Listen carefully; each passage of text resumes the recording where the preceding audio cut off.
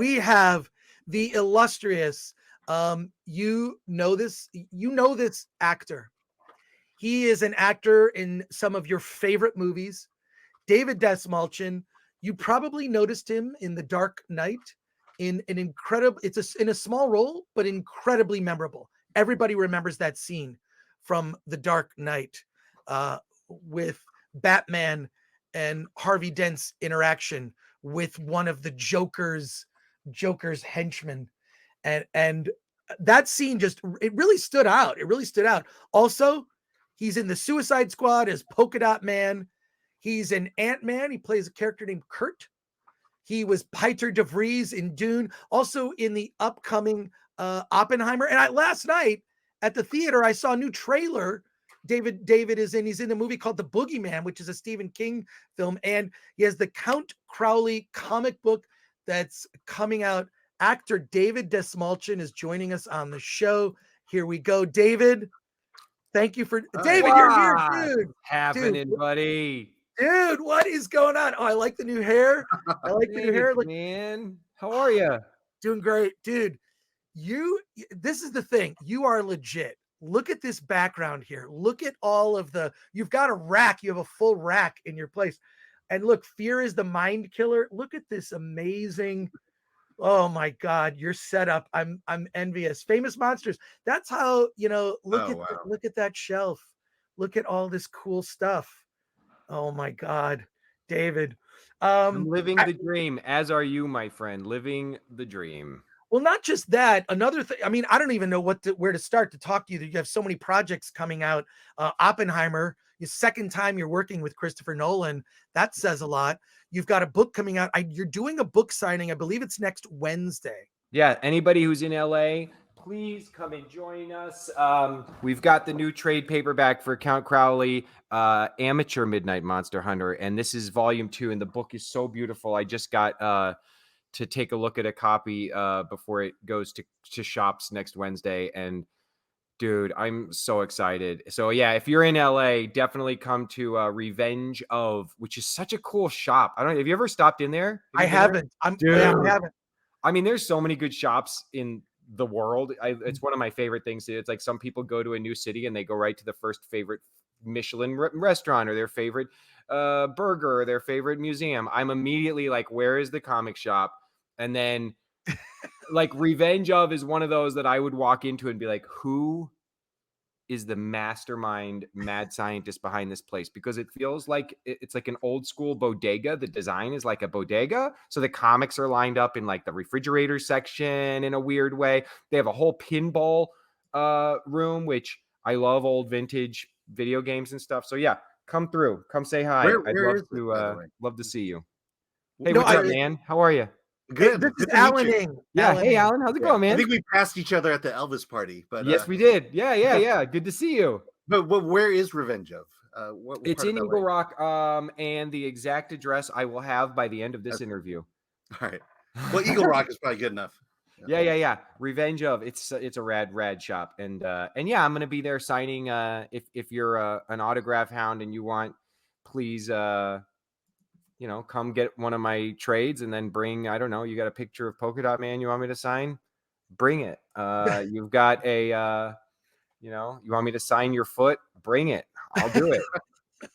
Well, David, you've been on the Film Threat podcast. Yes. We've had some really good conversations over the years, man. We've gotten to know each other really well. So it's a really cool moment to be reconnecting with a huge week. The next 6 weeks of my life are pretty banana grams. So it's pretty awesome to get to reconnect. And I saw you at the Elvis party, which was such a good way to reconnect. I never met Austin Butler before, and he was walking by and he goes, I didn't want to bug him. It's his party, even though, it's like, it's got to be a weird thing when you're a star of a movie and you're at a party to celebrate your movie, and 95% of the guests at the party you have no clue who they are, like why they're there. And he's just like trying to be polite to everybody. And it was really rad because he saw me and he stopped and he's like, hey, what's up? They've just finished filming the new Dune. And so we got to talk about Dune, and he recognized me from Dune, even though I don't really look like I did in Dune. Normally, this is a wig. Normally, I actually do look like Piter. I slapped this on right before the interview started. But you play Piter de Vries, Yes. which was played by Brad Dourif in the original Think Dune. about those David shoes to Lynch. fill, Chris. Those are Yeah. shoes, man. That guy, what talk about a huge inspiration for me. He always has been. I think that his, relationship, his way of his work with, from David Lynch all the way to Peter Jackson and a billion roles in between. He's like one of those consummate, disappear into the role kind of character actors that doesn't fear the darker corners of cinema. And it's a place that I've liked to skitter around, as I consider myself kind of a spider on the floor of Hollywood, just kind of sneaking around in the cracks and shadows and playing the weirder, creepier little beasts. And Brad, like when Denny told me he wanted me to play Piter, I was like, oh man, that's big shoes to fill. But luckily we had a whole interesting and unique take on Piter and the Mentats and that whole universe that I love, that really connected to. That's one of my favorite books. So I love that film. I'm so lucky I was a part of it, man. Crazy. Well, not just that. Well, first of all, there's over 500 people watching us live on YouTube. We have so many questions and comments. Hi, everybody. Ask me your toughest question. Well, we'll get to it in just a second, but I have to make let people know a quick thing. You are one of those rare actors that, I mean, you're always working, always just so like in character driven roles, constantly working. But it's also not just that. You're one of those rare actors that understands the craft. You understand film, and on that there was an announcement. Was it this week? I'm looking at it. You are starting a genre production company, genre focused film production company, making indie movies, character driven projects across horror, sci-fi, and fantasy for film, television, audio, and publishing, called Good Fiend Films. This was just announced on Deadline. Actually, was it this week? Yeah, I'm going to bring that up. But how cool is that? Like that is awesome. It's so awesome, man. I feel like I've got my own star base now, and I've been, putting this together for years. And the dream, ever since we went to make Animals back in 2013, I thought I really want to create a company in a space where I can shepherd the kind of projects that I want to see make their way, from page to screen. And I've talked really openly. I'm somebody who has worked through and continues to work through the process of recovery. I think mental wellness and a lot of the issues around being a human being that make being a human being so difficult, which is one of the things I think that unites a lot of us who are into geekdom, is like, not only do we get the opportunity to escape in the marvelous fantasy that's created by, incredible comic book and movie and TV shows, but also I think there's something about the themes of people, overcoming huge amounts of adversity and figuring out what it is that's wrong or broken with themselves, and how to change that, and how to shift that, and how to turn that into something that is powerful, how to something that can help them survive. And I think that the lens of horror and science fiction and superhero storytelling is something that gets often maligned by people in maybe the more highbrow corners of publishing and cinema. And fortunately for us, everybody watching this podcast right now, we're living in a moment when it's not just this tongue-in-cheek, wink, wink, silly, campy thing. And by the way, there's nothing wrong with a fun, awesome, campy horror movie, superhero movie. Don't get me wrong. They need to happen. But there's also a space for stories that really wrestle with the bigger, tougher questions. And I think character-driven plots, stories that dive further than just capes and spandex, are really important. And I want to help bring them to life. And I've got a really rad slate of projects. Hopefully you and I will be meeting many times over the next years to come to talk about our Good Fiend releases. The first thing that my company is a part of was a film called Late Night with the Devil, which I also star in, which is set in the 1970s. It's going to premiere in just a few weeks. I'm so excited. I hope you can be there in Austin at South by Southwest. Are you Alan and I are going? going. We're going. You're going. Yeah, we'll go. We'll be there. We'll be there. All right. Let's also. Are you doing the podcast? Or are you going to do any live? We're gonna do shows? live Oh, stuff. absolutely. We're gonna do live stuff from South by, so I'll see you there. Okay. Hit up Jordan, man. We got to do something together. Okay, cool. We'll do it. Okay, and I'm going to do an event at a comic shop in Austin too. But anyway, Cool. yeah, Late Night with the Devil. I'm so excited for you to see this movie, dude. It's like getting to play a guy. It's like Network meets The Exorcist meets I don't know. And it was such a challenging role for me because you're stepping into the shoes of this guy who was a late night talk show host, which is something I would never imagine myself getting to play. Like, imagine the equivalent of a Dick Cavett or David Letterman, but like doing that. And then he was so far behind Carson in the ratings, and it was driving him so crazy that he ended up pushing things in a way one night, trying to get to save his show, his career, and his mind. And it's cool because the whole film basically takes place over the course of one broadcast. But yeah, that's going to be a film I think that is going to rock people's minds. And I'm so proud that it's like the first project that'll have the Good Fiend banner attached to it. And then we go into production on another film in the spring. And I've got almost 3 comic books now that are going into production that are on pipelines for development into film and television. And yeah, man, Good Fiend. It's time for all of us good fiends to unite and stick together. And we got to fight for the good monsters, and we got to take down the bad monsters. Well, here we go. You're getting so many comments and questions here. So we got they're coming in fast and furious. So let me get to as many as I can. And the one thing uniquely, someone was saying, isn't he in DC? It's like, yeah, Polka Dot Man, but I can see you. Someone said you should be the next Joker in the new DC universe that James Gunn is putting together. So I fully expect James Gunn to get you to play a different new character in DC. So whoever said that's your lips to God's ears, my friend. That's the kind of compliment an actor can live with.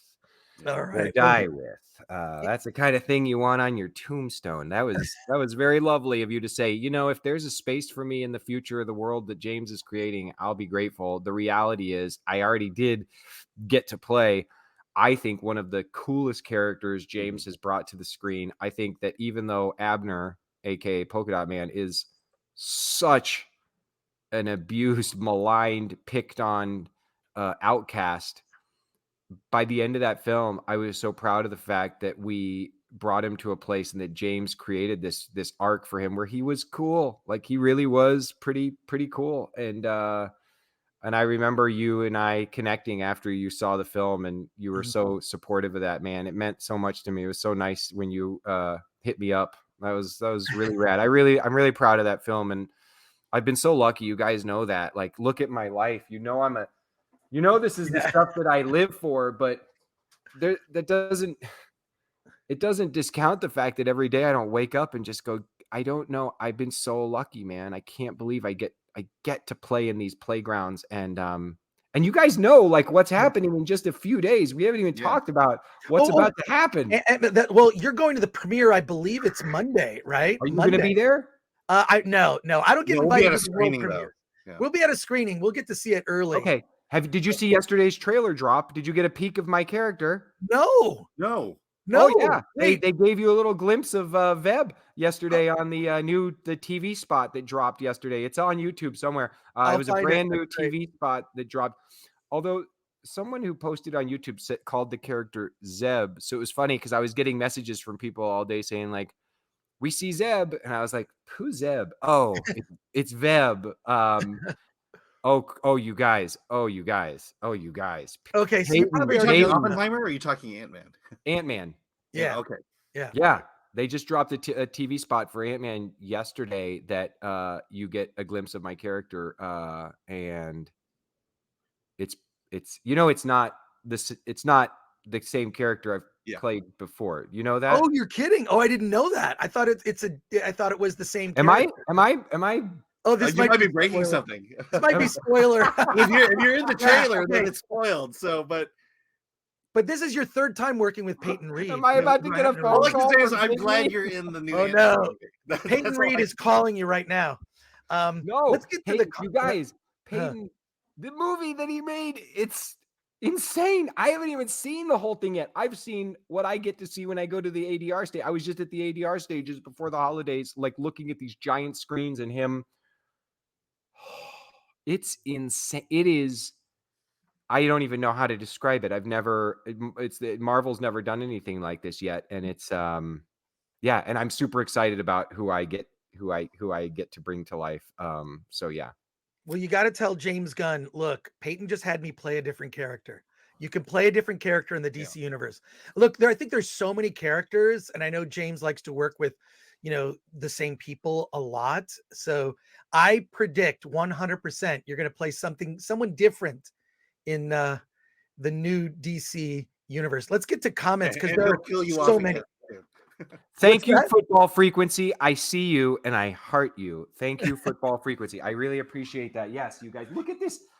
Look at this art. I mean, get out of here. Lucas is a genius, you guys. That's great. And if if there's any of my readers out there, comic book lovers out there who are looking for a badass woman that doesn't have to show off her midriff or her, tatas to be looking cool on the cover of a comic book, you got to get into Jerry Bartman. She is a flawed, badass, sloppy, right hook swinging. There's no mini skirts on this chick, man. It's Doc Martens and busted up jeans, and she's gonna kill so many monsters. I'm so excited. Let's see. The Joker says, I am thoroughly enjoying Dastmalchian's work. I'd cast him to play Noel Fielding for the making of the Mighty Boosh. You know what, Joker? I love Noel Fielding so much, and Mighty Boosh is so great. And I always think of, Greg. And I think I could play the moon. I'd be good. The moon. I am the moon. The moon is watching Chris score. Yeah, I'd be good on that show. You're right. You tell them. Shelby Love says David was so great with his cameo in Weird. Alan and I both love that film. I do too, man. That was one of those gifts that fell in my lap. I've been friends with Al for a long time, thanks to Paul Rudd, because Paul hosts the Big Slick charity in Kansas City, and Al has been a guest for many years, and so I've gotten to know Weird Al. I've been a fan of Weird Al since I was a kid, and yeah, he just texted me out of the blue one day and said, do you want to come play John Deacon in my movie? And I said, who's John Deacon? And then I think he said, exactly. Let's see. Gabriel Quiroga for 5 says, wow, cool to see you, David. Love your range of characters from Dune, Blade Runner, Dark Knight, etc. Which role character would you play if you can pick a movie? I have always, said in my dream, I'd love to work with the Muppets in like a feature film setting, where I play maybe like either a Vincent Price type of villain against them, or even maybe an ally. And lifelong dreams include, I think being a James Bond villain is something that I'll work towards every day. And I have a couple of character specific roles that I would name, but I'm too superstitious to tell you. But I think you would dig them. I'll tell you this: I did always dream of, and I worked out really hard for a couple of years. And it was for nothing other than my wife's satisfaction. It was for nothing. I wanted so badly to get to bring Morbius is one of my favorite comic books of all time.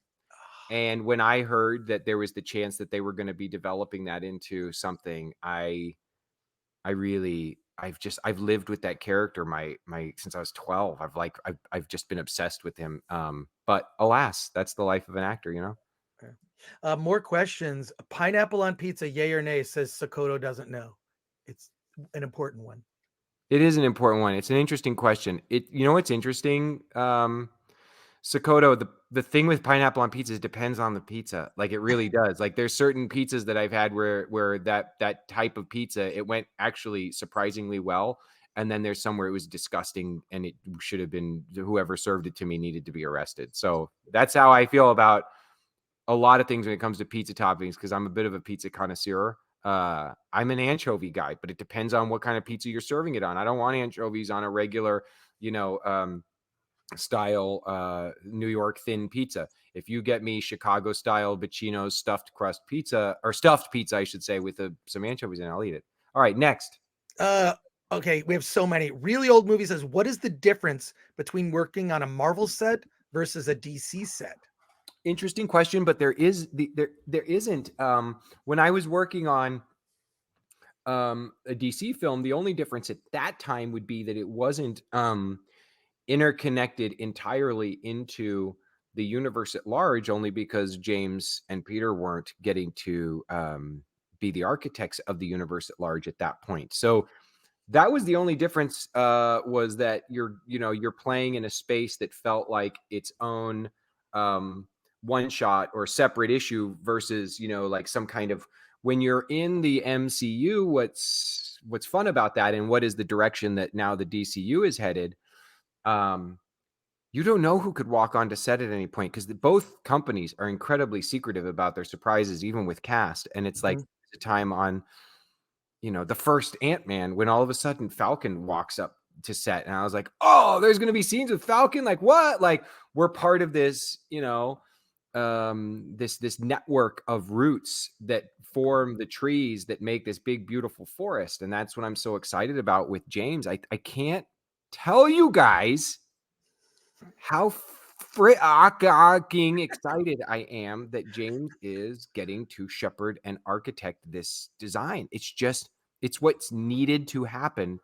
And I'm so grateful that the powers that be put on their thinking caps and made such a good decision.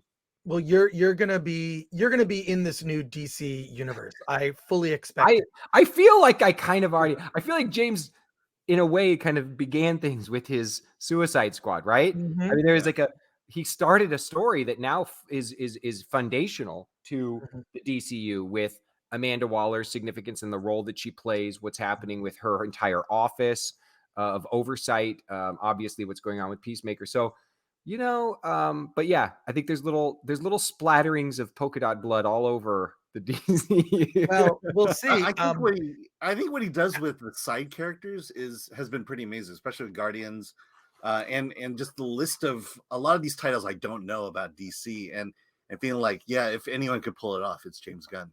Yeah. Hey, Alan, I see you. Thank you. I Alan like Horkin, that.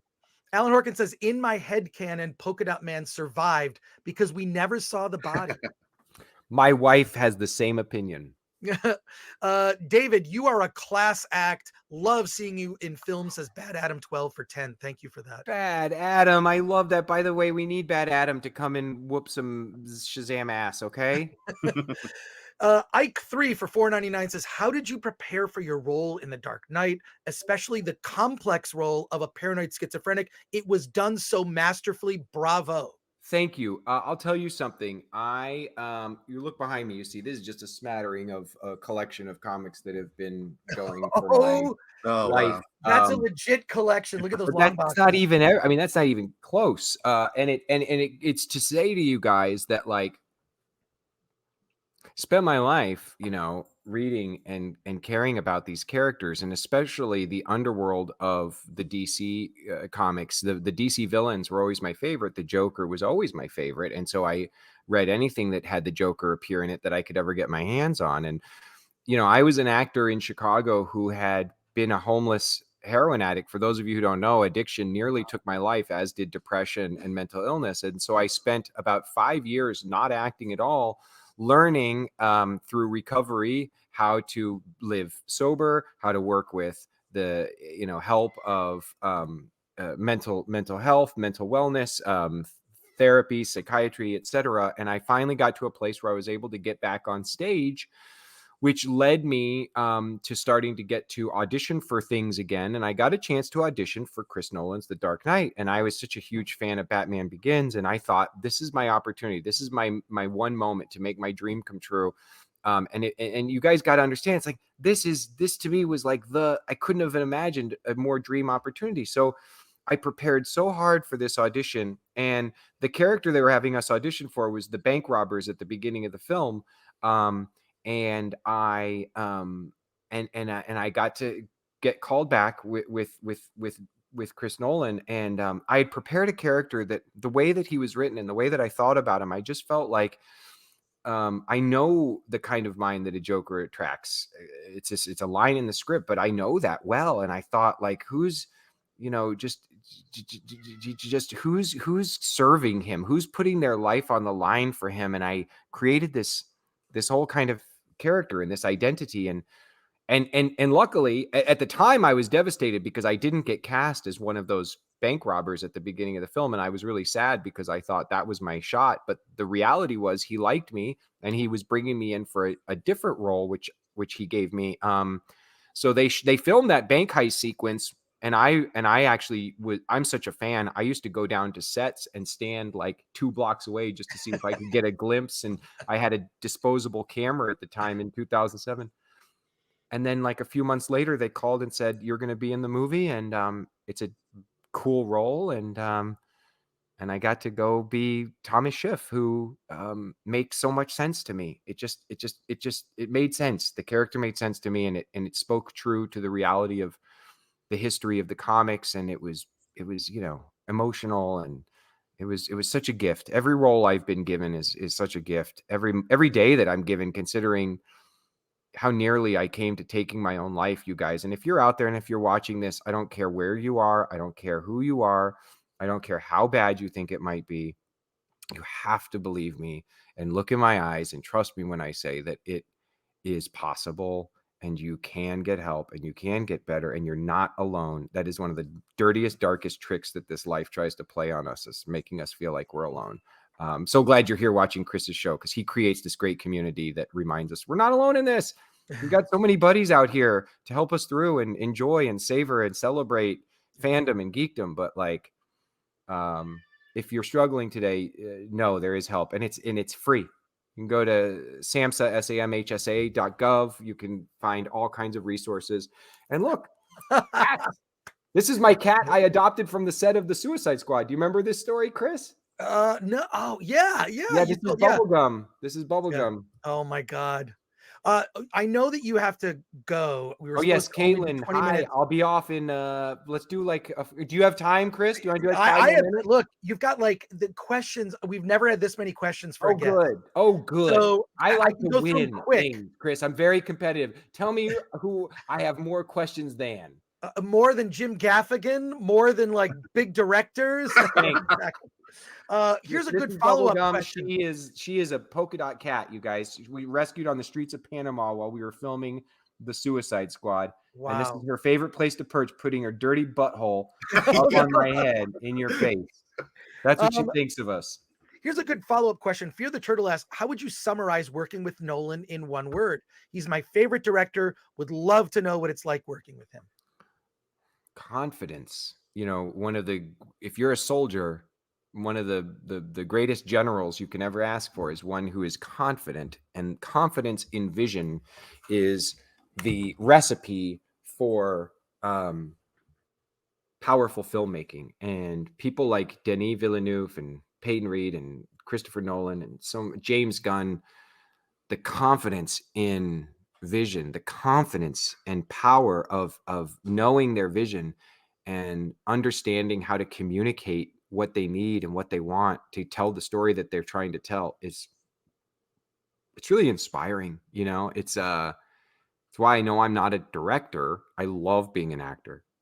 I love being a writer. I love helping bring stories to life. But a director is like, such a special art, and it's fascinating. So yeah. And he's a hero. He's such a hero to me. He takes so many risks and he pushes the bounds of cinema. He never lives in the green zone of filmmaking. He's always pushing himself as far into the yellow as he possibly can go, right on the edge of red. It's like that engine's just always at that viscosity where you're like, is it going to burn up? What's going to happen? It's rad. Okay, I know you gotta go. Do you have time for a couple more? Yes. I can do 4 till 11:30, because then I have to go to therapy, you guys. Okay, 3 minutes. Patrick Lemire, we'll do quick. Do you ever have to stop yourself from correcting people on source material? That's funny. I have not had much of that experience because I work with true nerds. When you talk about like Peyton, James, I mean, these guys, they know their shit. Like they know what they're talking about, right? So they know more than me. That was one of the most impressive things when I first met Peyton was, I started talking and he out geeked me in many a realm of sci-fi and comic book stuff. So no, one thing that is nice though is because I'm a proud geek. You'll be on set and somebody that you're working with who admires that, and that could be anybody. I mean, it's really cool when an actor like an Idris Elba or a Margot Robbie or somebody, who I just admire so much as an actor asks me questions about comic books, or if they're coming to me for insights. I remember working with Peter Capaldi, and he knows his stuff. I mean, that guy's a lover of science fiction and reading and music and everything. And I love talking to him about Thinker and my opinions on the character and the history of the character. And so that means a lot to me that like people will sometimes be like, hey, what do you think about da da da da? Solomon Thornton says, I'm a huge fan of your work from Dark Knight to Dune. Sir David, what is the best advice for how a director should work with an actor? I think creating safety is one of the most important things you can do. And when I say safety, I mean a mental, emotional, creative safety, a space where the actor feels encouraged to go to the places that they need to go without any concern. And the way that you do that is being as prepared as absolutely freaking possible. If you're not prepared, if you're showing up on the day and you don't have the answers to the questions that everybody needs, and you feel like if the director seems like they're lost at sea, it's so hard for me to put my faith in the work that I have to do that day. So create a safe space by doing all of your preparation, knowing exactly what you need from every scene, knowing exactly what you're trying to achieve, because things are going to go wrong and things are going to fall apart and the lighting isn't going to work and the location's going to have to change and some actor's not going to know their lines right. And you're going to have to be able to continue to drive the train forward without losing your shit. Because as soon as a director starts to feel frazzled, the whole house comes tumbling down. You have to go. One last question. One last question. This is gonna be a hard one. Brock Samsonite, David, what has been your favorite role as a character actor and why? Guys, that's so hard. As a character actor, because as an actor, there's many. As a character actor, woo, oh my gosh. Okay, are you ready? Yeah. I've had so many fun ones. You guys have to see Quantumania. I think that I have to tell you, quick sidebar. Sorry, I know my publicist is like, we got to get out of here because I do have to go. But listen, I was in a dark place. I was having my dad had just died. The pandemic is so hard on all of us. I also just lost my mother. I had worked on a film that really nearly broke my body and will. And all of a sudden I show up on the set of Peyton Reed's Quantumania. And this character, this gift of a character that he gave me, Veb, there was so much room for me to create and to explore and to play physically with my imagination. And one of the things that I love about working with these people is that your imagination goes, well, what if I did this? What if this happened? What if my body started to make this happen? And they go, let's see if we can do that. Hey, VFX, can we do this? Or, hey, what do you guys think? And it just is like this constantly growing, moving, magical thing. That character, I haven't seen him much at all. I can't wait to see the film, but playing him, bringing him to life, bringing Veb to life was truly was the most joy I've ever had in being a character actor.